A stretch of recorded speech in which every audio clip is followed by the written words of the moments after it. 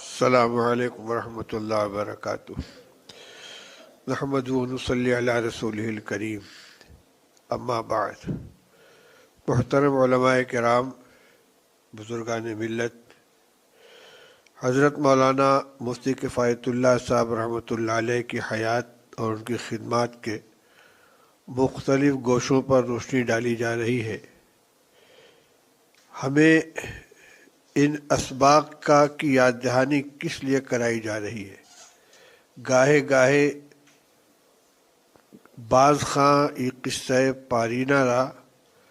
تازہ خواہی داشتن گر داغ ہائے سینہ را۔ ہمیں ان کیفیات، حالات اور خدمات کے اندر تقریباً 100 سالہ ملک کی تاریخ بھی مل رہی ہے۔ ہمارا ملک کن حالات سے گزرا ہے اور ان حالات میں ہمارے اکابر اور علماء نے ملت کی خدمات کے لیے کیا کیا طریقہ اختیار کیا ہے۔ ہر چیز میں ہمیں اپنے لیے نمونہ تلاش کرنا چاہیے، خواہ اس کا تعلق حضرت مفتی صاحب اور دیگر اکابر جن کے اوپر سیمینار ہوئے ہیں ان کی ذاتی حیات اور ان کے ذاتی اخلاق سے اس کا تعلق ہو، یا ان کی خدمات سے اس کا تعلق ہو، پھر یہ کہ ان کی شخصیت کی تعمیر میں کون سے عوامل کار فرما تھے، کس راستے سے گزر کر وہ بلندی کے اس مقام تک پہنچے، اور انہوں نے اپنی ملت کی خدمت کے لیے کیا کیا طریقہ کار اختیار کیا، ان سب کو سامنے رکھ کر ہمیں اپنے لیے بھی طریقہ چننا چاہیے، اور اللہ تعالیٰ نے جو صلاحیتیں عطا فرمائی ان کو استعمال کرنا چاہیے۔ دو طرح کی چیزیں ہوتی ہیں، کچھ وہبی ہیں، کچھ کسبی ہیں۔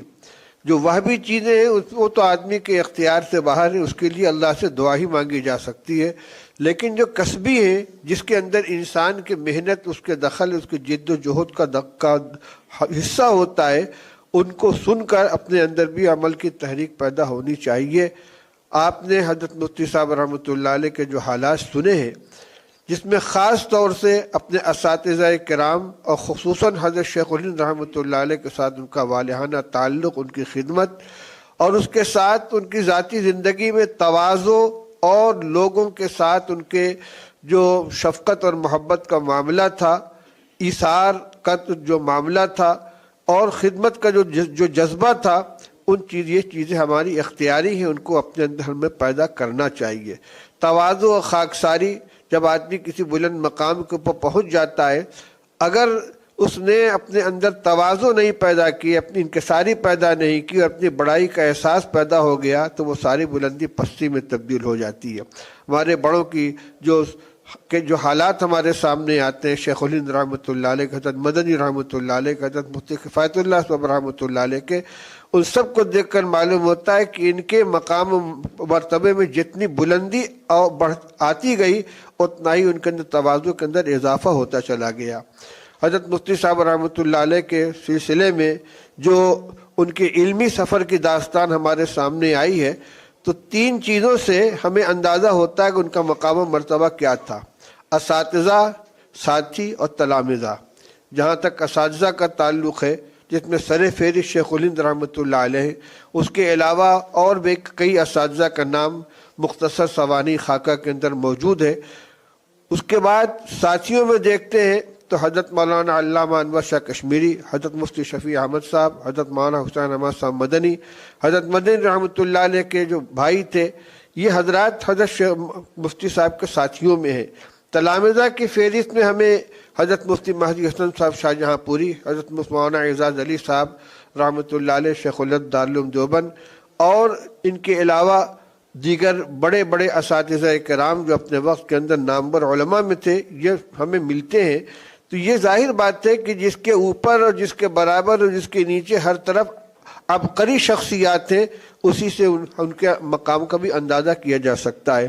آج کے مقالات میں ہمارے جن بزرگوں نے، جن ساتھیوں نے جن جہتوں پر گفتگو کی ہے، انشاءاللہ یہ ساری چیزیں ہمارے سامنے آئیں گی، یہ تاریخ بنے گی، اور ان کو مطالعہ کے اندر رکھ کر ہمیں اپنے لیے بھی روشنی حاصل کرنے کی کوشش کرنی چاہیے۔ اللہ نے جو صلاحیتیں عطا فرمائی ہیں ان سے بھرپور استفادہ کرنا چاہیے۔ جو ملت کے اوپر جو حالات چل رہے ہیں، جو اس وقت جن حالات سے ہماری ملت گزر رہی ہے، انگریزوں کے تسلط کے بعد بھی ہندوستان کے مسلمانوں پر سیاسی اعتبار سے اس سے کم مصیبتیں نہیں آئی ہیں۔ ہاں یہ الگ بات ہے کہ آج ہمارے ایمان اور دین اور مدارس اور مساجد کے اوپر مصیبتیں آئی ہوئی ہیں، لیکن مجموعی طور سے حالات اس سے زیادہ خطرناک گزر چکے ہیں۔ ان حالات میں ہمارے بزرگوں نے کیا حکمت عملی اختیار کی تھی، ہمیں اس سے روشنی حاصل کرنے کی کوشش کرنی چاہیے۔ وآخر دعوانا الحمدللہ رب العالمین۔